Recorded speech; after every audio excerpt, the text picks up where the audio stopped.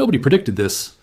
When the United States and Israel launched Operation Epic Fury on February 28, 2026, killing Iran's supreme leader, striking its nuclear facilities, and igniting the most significant Middle East conflict in a generation, the immediate assumption in most Western capitals was that Ukraine would be the biggest loser. American attention would shift. American weapons would be redirected. American diplomatic energy would be consumed by a war in the Persian Gulf that had nothing to do with the frozen fields of eastern Ukraine. The Trump administration had already cut direct military aid to Ukraine by 99% in 2025. A full-scale war with Iran seemed like it could end whatever remained of Washington's attention toward Kyiv. Instead, something almost nobody predicted happened. Ukraine became the war's biggest winner, not because of what happened on the battlefield in the Middle East, because of what Ukraine knew and what everyone else suddenly desperately needed to learn from it. The reversal began within days of Operation Epic Fury. Iran's retaliation against American military bases, Gulf state infrastructure, and Israeli targets came in exactly the form that Ukraine had spent 4 years fighting off: swarms of cheap one-way attack drones.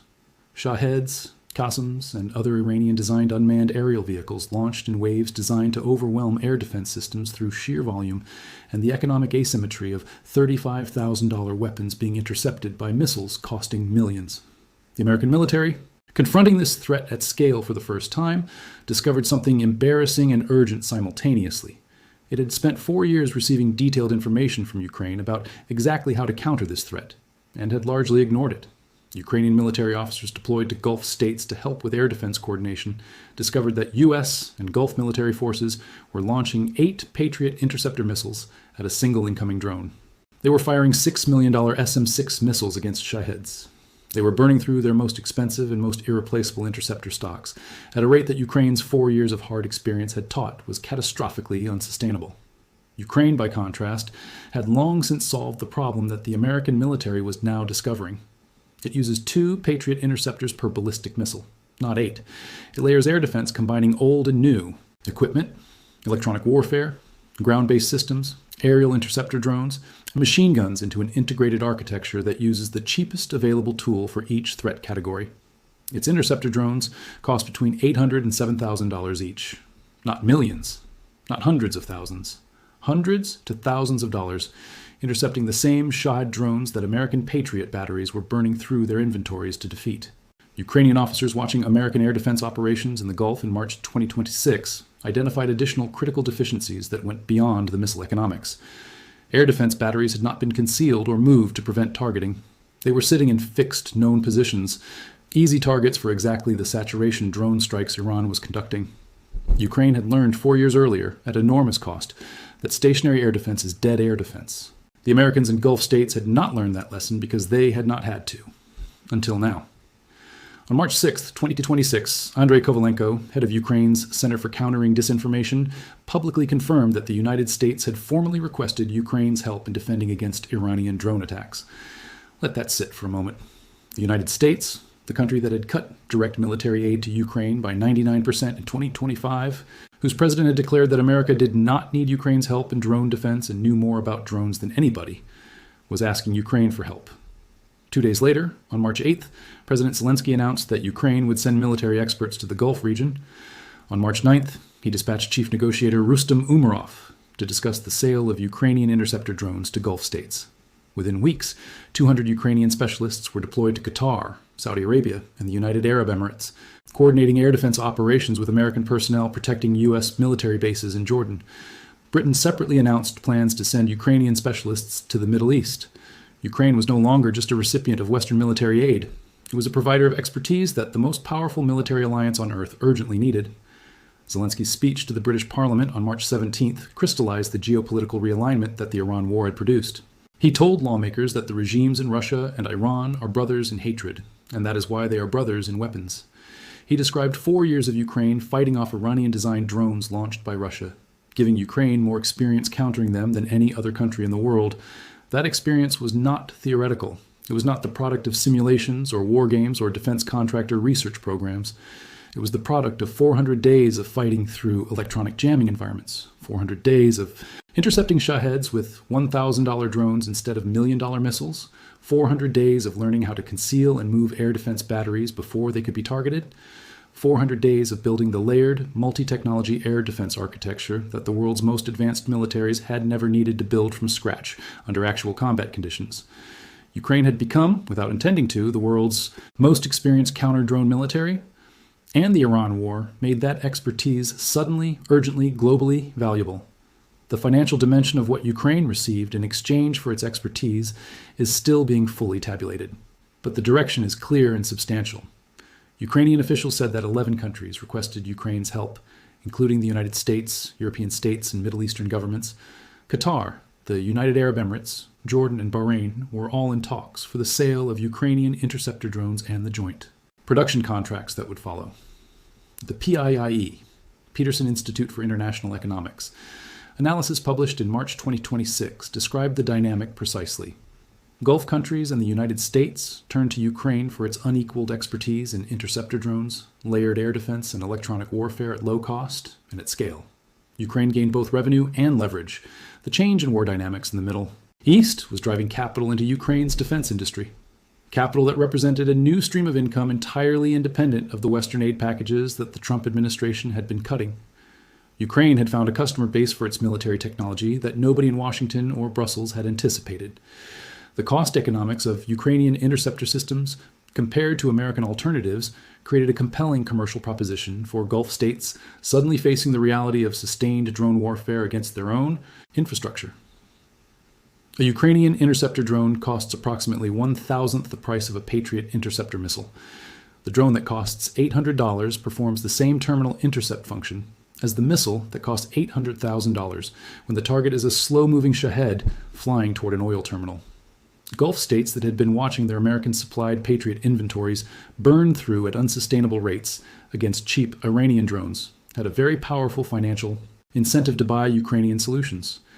The joint production contracts that Rustam Umerov was negotiating in the Gulf represent not just immediate drone sales, but the beginning of a long-term defense industrial relationship between Ukraine and the wealthy Gulf states, a relationship built on Ukraine's demonstrated wartime expertise rather than on political obligations or Cold War alliance structures. The broader geopolitical status transformation that the Iran war produced for Ukraine is perhaps even more significant than the immediate financial benefits. For most of the 4 years since Russia's full-scale invasion, Ukraine had been positioned in the global conversation primarily as a victim, a country courageously defending itself but fundamentally dependent on Western generosity for its survival. The Trump administration's aid cuts had reinforced that framing, creating the impression that Ukraine's fate was determined by decisions made in Washington rather than by anything Ukraine itself was doing. The Iran war shattered that framing completely. In a region where Ukraine had previously enjoyed little influence, it suddenly became, as foreign policy described it, everyone's new best friend. Not because of sympathy, not because of diplomatic maneuvering, because it had something everyone needed: battle-tested expertise in exactly the warfare that the Middle East crisis had just made the most urgent security challenge in the region. The Hudson Institute's analysis put it plainly: Ukraine is a remarkable bargain for American taxpayers. While Ukraine is helping defend U.S. forces and allies in the Middle East, Russia is assisting Iran and putting American service members at risk. The contrast between what Ukraine was contributing and what Russia was doing could not have been drawn more starkly. The Trump factor in this story is one of its most remarkable dimensions. Trump had spent most of 2025 and early 2026 expressing skepticism about Ukraine, cutting aid, and publicly questioning whether American support for Kyiv served American interests. Then his administration found itself fighting a war against the same drones that Ukraine had spent 4 years developing the world's best methods for defeating. When a reporter asked Trump about Ukraine's drone expertise in March 2026, he declared that America did not need their help and knew more about drones than anybody. What made that statement remarkable was not its confidence. It was its timing, delivered at precisely the moment when American air defense operations in the Gulf were demonstrating, at significant cost in Patriot interceptors, that the expertise Ukraine had accumulated under actual combat conditions was more advanced than what American doctrine and experience had produced in peacetime.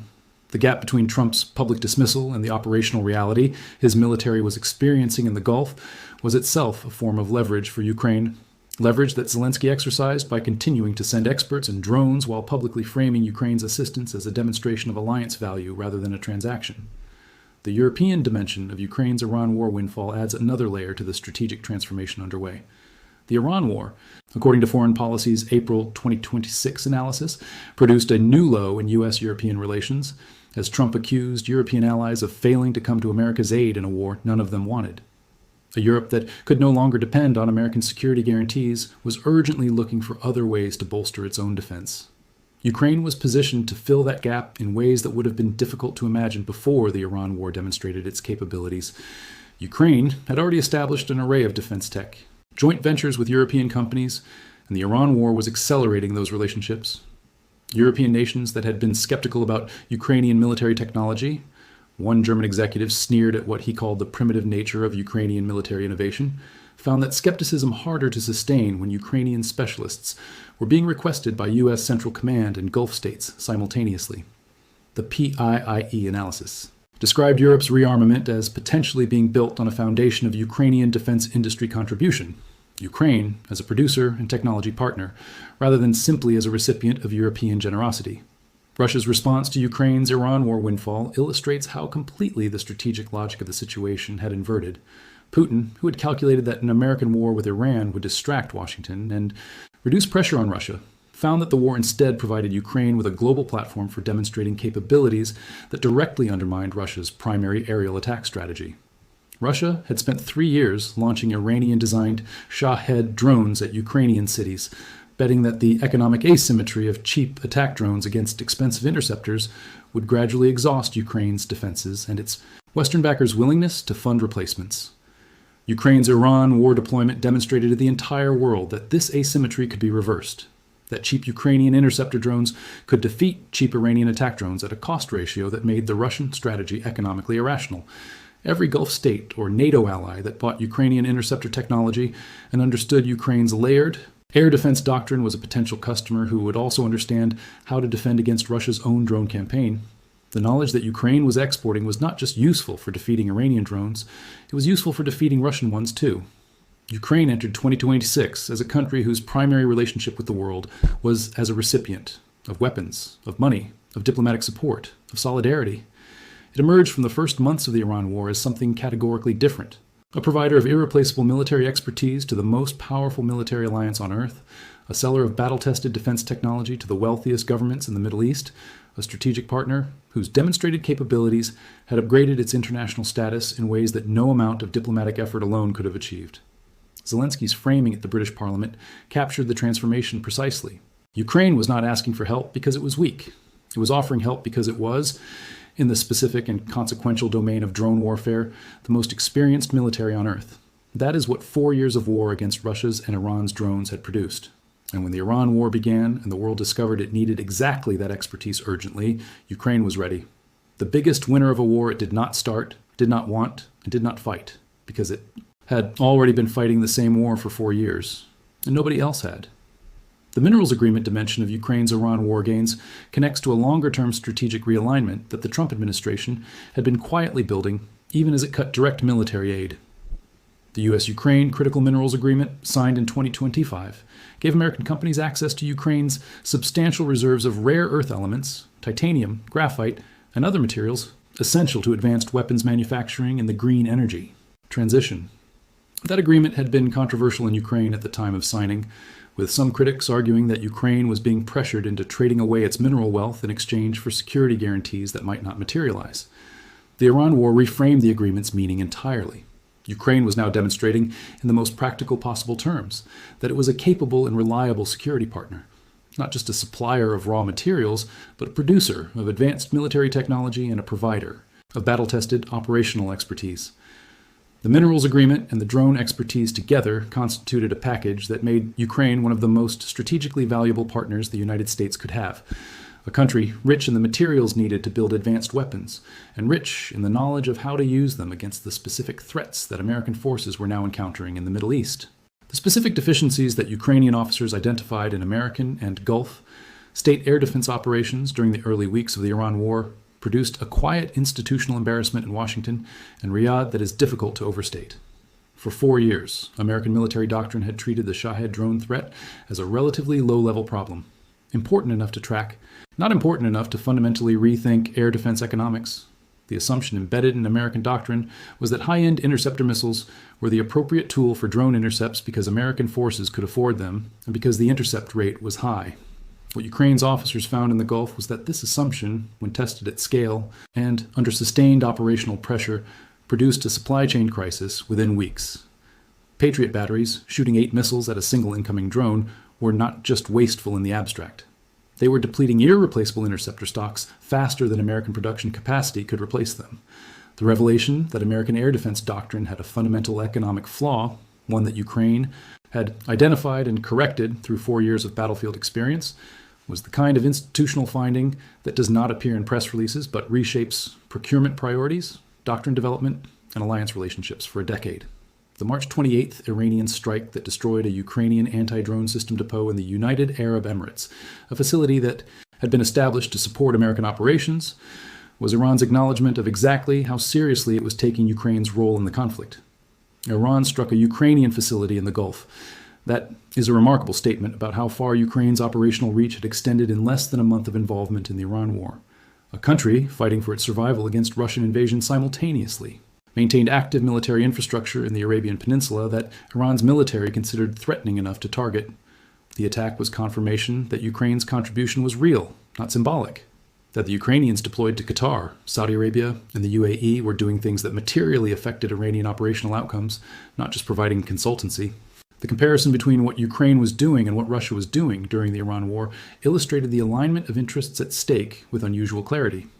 Iran's foreign minister confirmed that Russia was helping Iran in many different directions, providing satellite targeting data on American troops, ships, and aircraft, assisting Iranian forces with intelligence and technical support. Russia, which had spent 3 years using Iranian drones to bomb Ukrainian cities, was now using its intelligence capabilities to help Iran target American service members in the Middle East. Ukraine, which had spent 3 years being bombed by Iranian drones, was now using its expertise to defend American service members from those same weapons. The moral clarity of that alignment, and its communication in terms that even the most skeptical American policymaker could understand, was itself a form of strategic leverage for Ukraine. Senator Jean Shaheen stated the implication directly. Putin was seeking to bolster Tehran to distract and drain the U.S., freeing his hand to continue the war against Ukraine. Ukraine helping defend America while Russia helped kill Americans was a geopolitical statement that required no interpretation. European military aid to Ukraine had risen 67% in 2025 compared to the 2022 to 2024 average, even before the Iran war began. Financial and humanitarian support from Europe had increased 59%. European nations were buying billions in American equipment specifically to transfer to Ukraine. The Iran war accelerated and deepened that trajectory, adding Gulf state defense contracts to the European support base and American operational requests to the diplomatic relationship. The funding picture for Ukraine's war effort was being diversified in ways that reduced its dependence on any single patron, including the Trump administration, whose reliability had been the source of greatest uncertainty. A Ukraine that receives defense contracts from Gulf states, technology partnership, investments from European defense companies, mineral revenue from American mining agreements, and operational requests from U.S. Central Command is a Ukraine whose strategic position has been fundamentally strengthened by a war in the Middle East that it did not start and did not choose to join. That is what it means to be the biggest winner of a war you did not fight. It means that the war revealed to the world something it did not fully appreciate before. The value of what you had already built, at enormous cost over the 4 hardest years any democracy has faced since World War II. There is a final dimension to Ukraine's Iran war transformation that goes beyond the financial, the military, and the diplomatic, and it is perhaps the most consequential of all. Ukraine's involvement in the Iran war demonstrated, to an audience that included every government in the world watching how the crisis unfolded, that the country was capable of acting as a security provider at the moment it was still fighting for its own survival.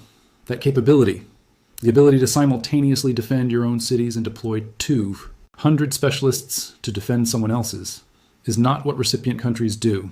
It is what great powers do.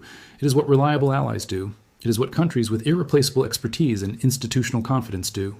Ukraine's transition in the eyes of the world from a heroic victim to an indispensable partner did not happen because of a diplomatic initiative or a public relations campaign.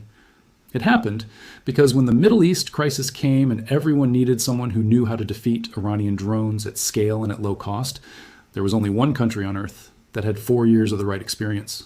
That country was Ukraine, and the world, including the country that had cut its aid by 99%, came knocking.